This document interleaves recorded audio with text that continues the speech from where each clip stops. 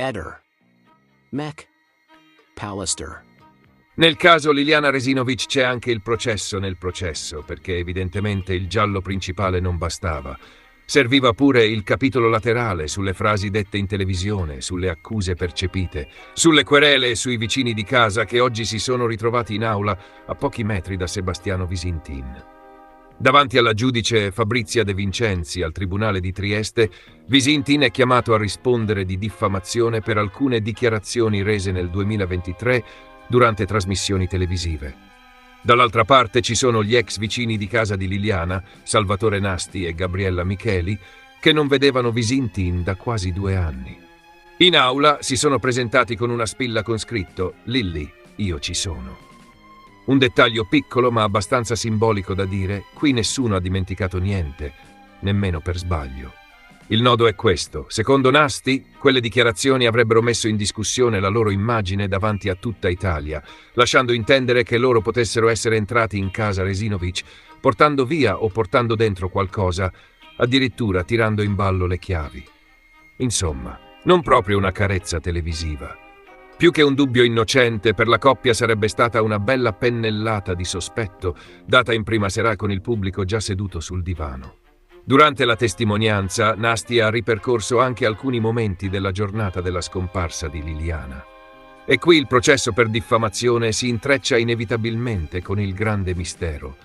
Perché ogni frase, ogni presenza, ogni spostamento, ogni io c'ero e ogni io non c'ero, finisce sempre dentro lo stesso imbuto. Quello della morte di Lilli, una vicenda che continua a trascinarsi tra perizie, sospetti e versioni che sembrano fatte apposta per non chiudersi mai.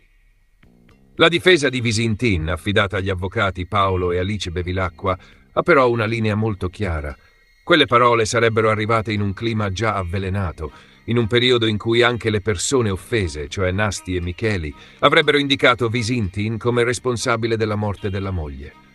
Tradotto, non sarebbe stato un fulmine a ciel sereno, ma l'ennesima puntata di una guerra di dichiarazioni, sospetti e accuse reciproche. Un teatrino? No, perché qui c'è di mezzo una donna morta. Ma il contorno, quello sì, sembra spesso scritto da qualcuno con una passione smodata per il caos giudiziario. C'è anche un altro passaggio importante. La PM Iozzi aveva chiesto di allungare le indagini di altri 6 mesi, aspettando sviluppi sull'inchiesta principale relativa alla morte di Liliana. La giudice Manila Salvà però ha detto no. Il procedimento per diffamazione, secondo questa valutazione, non dipende in modo indispensabile dall'esito dell'altro fascicolo.